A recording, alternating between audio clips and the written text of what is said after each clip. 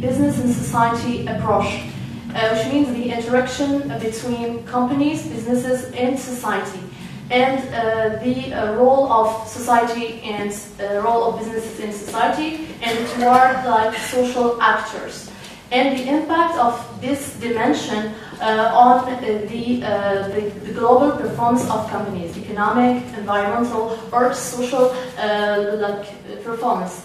Because currently, like organizations, multinational corporations, they have the power, they have like the money to face those challenges in the society, to respond to different problems, environmental or social problems, and also the impact. They have an impact, a positive or a negative impact in society, and they are impacted by those issues. So today, so in general, my work is on the impact of businesses on the different variable and dimension of the society and the behavior of companies, and that they have. It's the CSR. It's not just a responsibility or obligation, but it's the opportunities for corporations to like gain competitive advantage, to be more productive, and to reduce costs and risks. So now we are like witnessing a transition to a new form of capitalism, a responsible capitalism, and it's a real thing. I think transition takes a lot of time. It's not something that will happen like tomorrow or in 10 years, on 20 or 15 years. It's something that took a lot of time, but there are some signals. If I give one example, and you will see in the end the importance of identities, values, and culture, and why corporations have to integrate those elements in their like DNA, or maybe we'll talk about their philosophy or DNA changes, but don't change, but we talk more about philosophy in the culture, organization culture. So in the industrial era, corporations focus more on the body, the physical aspects. The workers are here just to execute. They don't have the right to think, to express themselves, to express their ideas. So with the technological revolution, companies concentrate more on intelligence, on talents, and now we talk more about the well-being of the workers.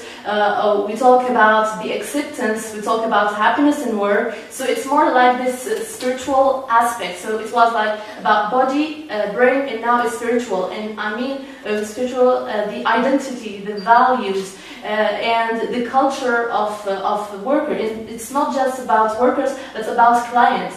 Now consumers want a product not just to satisfy their need, but they want a product that tells a story, that respects their identities and their values in the culture. So companies, in order to get the support and legitimacy of the society, they have to focus more on the different dimensions and aspects of the society. It's about social dimension, environmental dimension, and economic dimension. So now I will focus on the cultural dimension of society. But first, what does culture mean? I think it's difficult to define and explain what culture means. It doesn't mean the same thing for everybody, but I think personally I consider it as the soul of the society. It's something difficult to define, but it's present in everyday life of people, in the way they react, in the way they behave in everyday life. So it's something we share with a group of people in the same place or in the same area. So there's different type of culture: national, regional, or group culture. We're talking about organizational culture.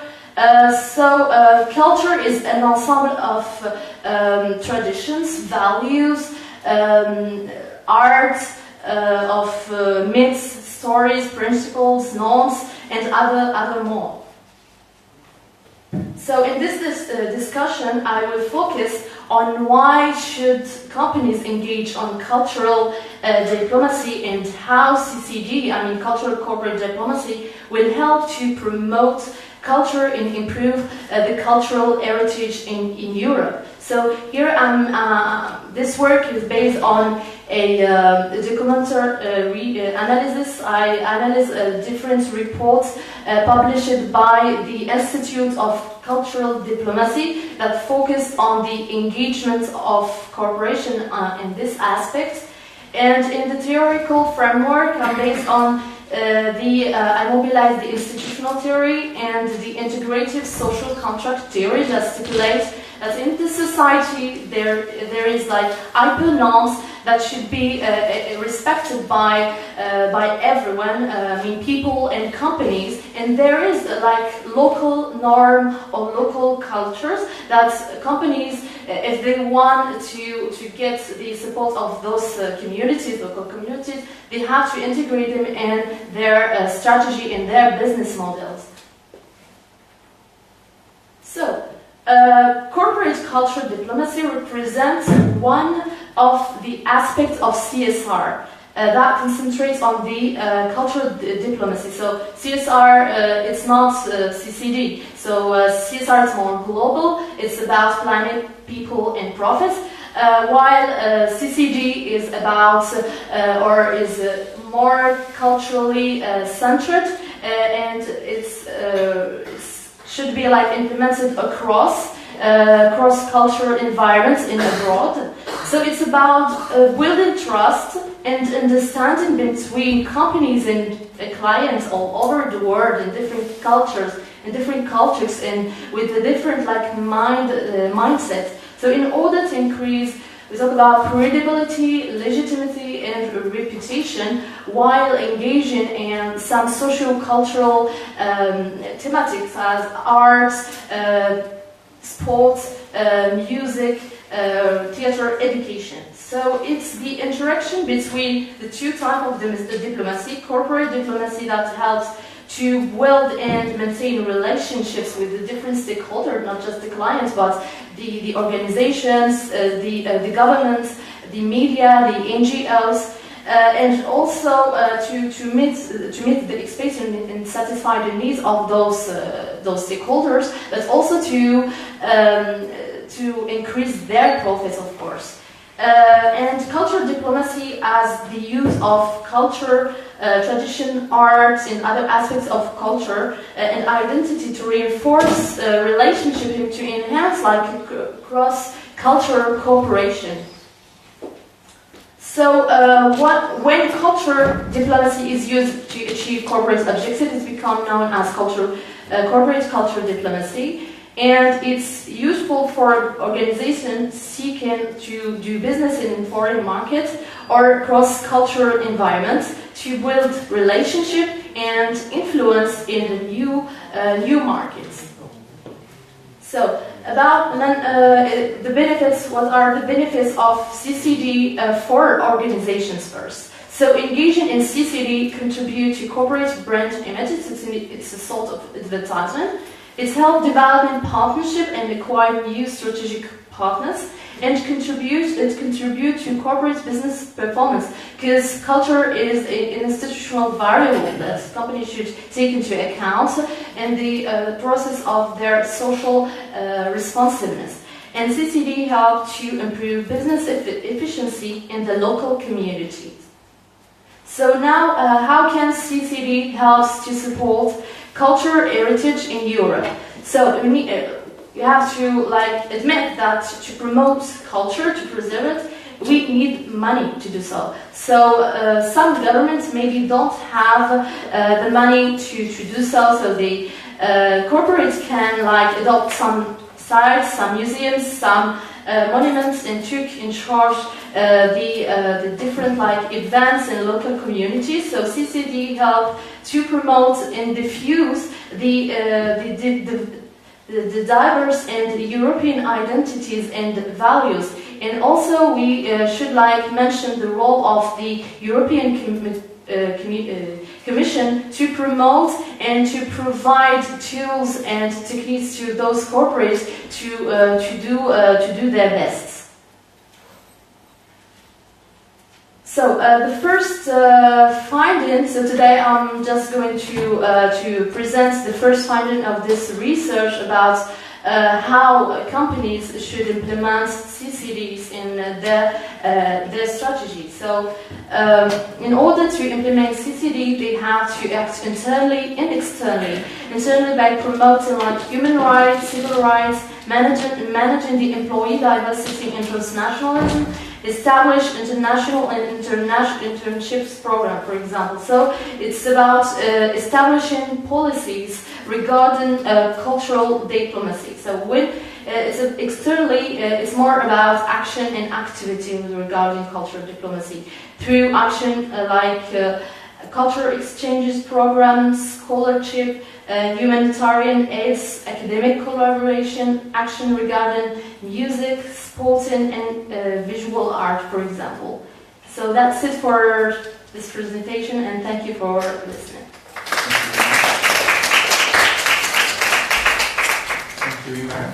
And now we move to Japan with the theory to diplomacy.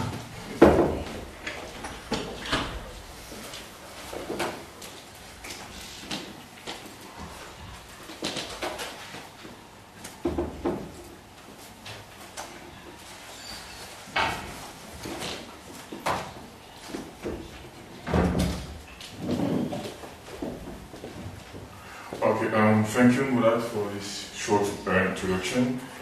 And I'm very glad to come back again to the Faculty of Political Science and International Relationship of Banska Bystrica. I've been there 2 years ago and I really like the place.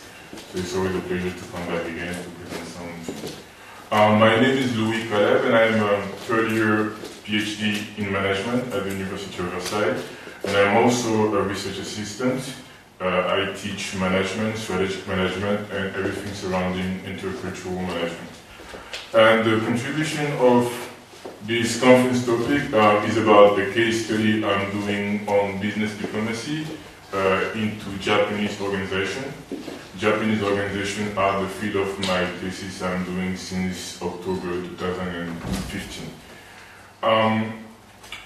When I was thinking about how to write this paper, when I was reading the core proposal, I was a bit confused. I mean, I wasn't afraid, but I was a bit confused because there were so many terms to define what is corporate diplomacy, what is business diplomacy, what is strategic diplomacy.